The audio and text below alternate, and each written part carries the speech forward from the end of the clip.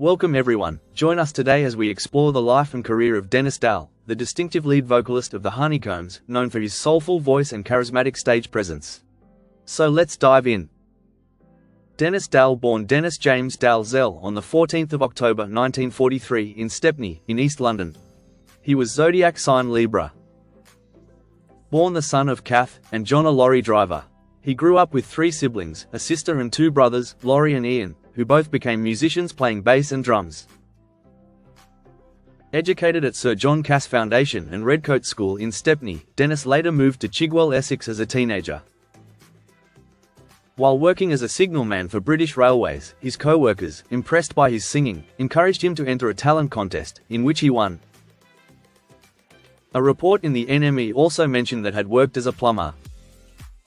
After his contest victory, Denis joined a local band, the Sheratons, featuring Martin Murray and Alan Ward on guitars, John Lantry on bass, and his sister Anne Lantry on drums. With Anne nicknamed Honey, and both she and Murray being hairdressers, or combers, the group fittingly rebranded as the Honeycombs.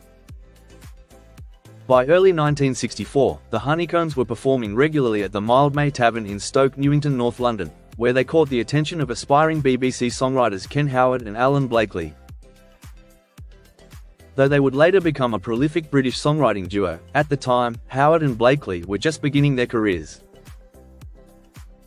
They recorded demo tracks of their songs, including Have I the Right with the Honeycombs. Producer Joe Meek offered to record the group but initially erupted in anger when they arrived late due to London traffic. The songwriters managed to calm him down, and the track was recorded in three distinct parts: the instrumental backing, vocals, and stomping sounds created by the band on the wooden stairs of Meek's studio. To enhance the stomping effect, Meek used 5 microphones secured to the banisters with bicycle clips. For added impact, a tambourine was struck directly against a microphone, and the final recording was slightly sped up. Meek also contributed the B-side, Please Don't Pretend Again. Have I the Right was released on the 26th of June 1964 under the Pie label. Though sales started slowly, the track gained momentum, reaching number 1 on the UK singles chart by late August.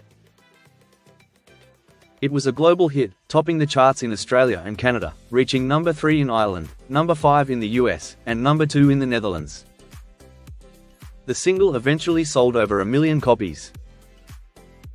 In summer 1964, Denis discovered Dave D and the Bostons and helped secure them a support slot for the Honeycombs on September 30th. Impressed, he introduced them to Howard and Blakely, who became their managers and renamed them Dave D, Dozy, Beaky, Mick, and Titch. As part of their deal, the Honeycombs had first pick of the pair's songs, with rejected tracks going to Dave D's band. After Martin Murray left the Honeycombs, Denis became band leader. Preferring blues over pop, he declined many Howard and Blakely songs. Songs like All I Want, No Time, and Bend It could have been Honeycombs tracks but went to Dave D instead. Before turning 21, Denis had already performed on Top of the Pops, Thank Your Lucky Stars, and Ready Steady Go, thanks to the Honeycombs' global #1 hit. The success led to further television appearances throughout 1965 and extensive worldwide tours with the band.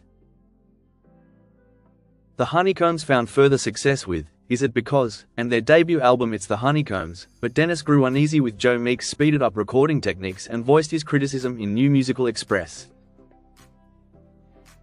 In response, Meek recorded the Ray Davies song, Something Better Beginning, at standard speed, though with some distortion. However, it only barely entered the top 40. When Meek returned to his signature methods, the Honeycombs scored another top 20 hit with That's the Way, featuring Honey Lantry and Denis on shared vocals, and released the album All Systems Go.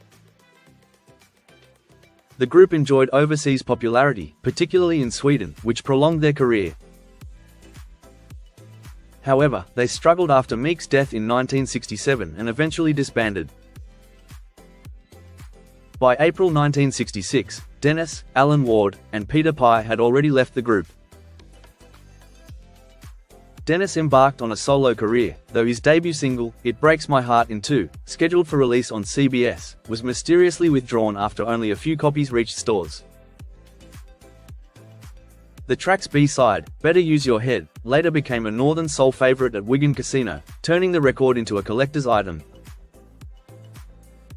He released one more solo single in 1967 on Decca, A Woman Called Sorrow, backed with The Night Has a Thousand Eyes.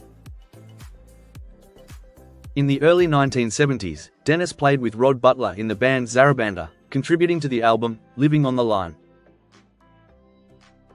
He also fronted the Don Harvey Band, performing a residency at the Royal Standard in Walthamstow. On February 8, 1975, Denis appeared on the TV show New Faces, and won the week, though it sparked controversy. Some critics argued he wasn't a new face, due to his success with the Honeycombs, while others, including his manager, maintained he qualified as a solo performer who had been out of the spotlight for some time. In April 1976, Denis released Home is Home and Morning Without You on Polydor. During the 1980s, he performed with the Southside Blues Band, alongside his brother Laurie on bass. In 1983, he appeared in an episode of The Time of Your Life.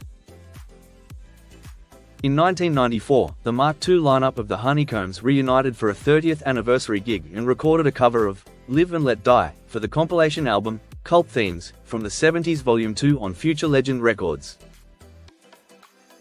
Through the 1990s and into the 2000s, Denis performed in a duo called The Shuffle Brothers with Tommy Dunn, occasionally joined by Andy Robinson.